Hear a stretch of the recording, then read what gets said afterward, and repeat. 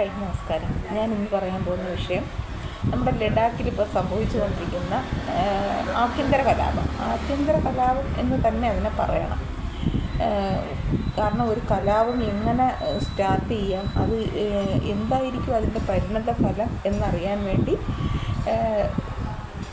പിള്ളേരെ കൊണ്ട്, അതായത് ഒരുപാട് കാര്യങ്ങളൊന്നും അറിഞ്ഞുകൂടാത്ത പിള്ളേരെ കൊണ്ട് ചെയ്യിച്ച് അതിനെ വഷളാക്കാൻ നോക്കിയ ഒരു ആഭ്യന്തര കലാപം. അതിൻ്റെ ഉദ്ദേശം എന്താണെന്ന് വെച്ചാൽ,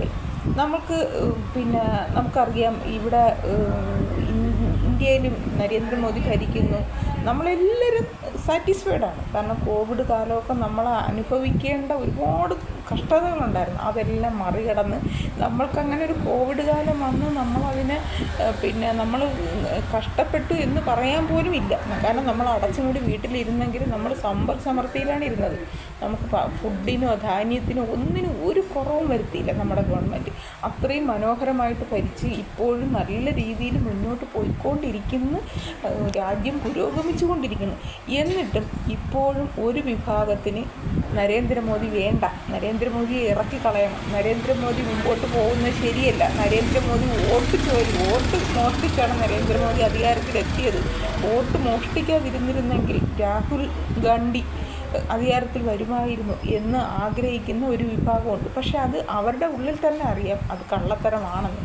കാര്യം എന്താണെന്ന് വെച്ചാൽ, ഒരിക്കലും രാഹുൽ ഗാന്ധി പ്രധാനമന്ത്രി ആയാൽ നമ്മുടെ രാജ്യം പുരോഗമിക്കില്ല എന്നും താഴോട്ട് പോകുമെന്ന് അവർക്ക് നന്നായിട്ടല്ലേ അറിയാം. പക്ഷേ എന്തുകൊണ്ടാണ് അവർ ചെയ്യുന്നതെന്ന് വെച്ചാൽ, രാഹുൽ ഗാന്ധി പ്രധാനമന്ത്രിയായിട്ട് വന്നാൽ മാത്രമാണ് 2047 അവരുദ്ദേശിച്ച ഇസ്ലാമിക് ഭരണം ഇവിടെ വരുള്ളൂ.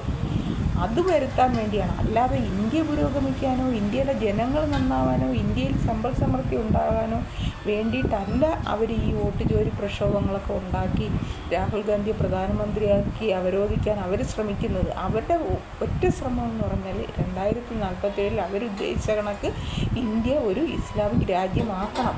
അതിനുള്ള ശ്രമത്തിൻ്റെ അടിത്തറ ഇട്ട് വന്നപ്പോഴായിരുന്നു നമ്മുടെ ആരുടെയോ മുൻജന്മ പുണ്യം കൊണ്ട് നമുക്ക് BJPയുടെ അധികാരം വന്നതും നരേന്ദ്രമോദിയെപ്പോലെ ഒരു പുണ്യാത്മാവ് നമ്മുടെ ഭരണാധികാരിയായി വന്നതും അതിൻ്റെ തണലിൽ നമ്മൾ രക്ഷപ്പെട്ടു പോയതും ആ ഒറ്റ കാര്യം കൊണ്ടാണ്.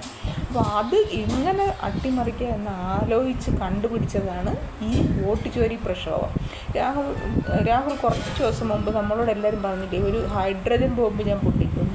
അതായിരുന്നു ലഡാക്കിൽ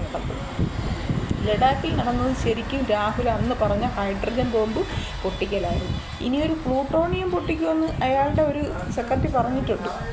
അതിനി എന്താണെന്ന് ചിലപ്പോൾ ഈ ഹൈഡ്രജൻ ബോംബോടുകൂടി തന്നെ അത് അസ്തമിച്ചു പോകും. കാരണം ഹൈഡ്രജൻ ബോംബ് പൊട്ടി ചീറ്റി പണ്ടാരം അടങ്ങിപ്പോയി. അതുകൊണ്ട് ഇനി അതുപോലൊരു ബോംബ് ഇനി പൊട്ടിക്കുമെന്ന് തോന്നുന്നില്ല.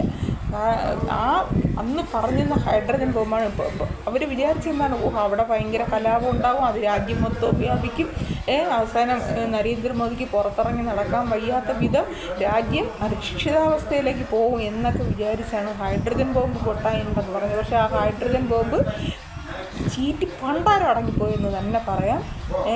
കുറേ നിരപരാധികളെ കൊലയ്ക്ക് കൊടുത്തു. അവരുടെ ഉദ്ദേശം അത് തന്നെയായിരുന്നു. കുറേ പേരെ കൊലയ്ക്ക് കൊടുത്തു. മോദി വെടിവെച്ച് കൊന്നു, അമിത്ഷാ വെടിവെച്ച് കൊന്നു എന്നൊക്കെ പറഞ്ഞ് രാജ്യത്ത് മൊത്തത്തിൽ കലാപം ഉണ്ടാകാൻ നോക്കിയാണ്. പക്ഷേ അത് ചീറ്റിപ്പോയി. അതുകൊണ്ട് ഇനി അവരുടെ അടുത്ത പ്ലാൻ എന്താണെന്ന് നമ്മൾ കരുതിയിരിക്കണം. കാരണം നമ്മുടെ അയൽ ശത്രു രാജ്യത്തെക്കാൾ ഭയക്കേണ്ടത് ഈ രാജ്യത്തിനകത്ത് നിന്നുകൊണ്ട് നമ്മുടെ രാജ്യത്തെ ഒറ്റുന്ന ഇതുപോലുള്ള കീടങ്ങളെയാണ്. നമ്മൾ ഒറ്റക്കെട്ടായി നിന്ന് ജീവൻ കൊടുത്ത് നമ്മളെ സംരക്ഷിക്കേണ്ടത് നമ്മളെ തന്നെയാണ്. ജയ് ഹിന്ദ്.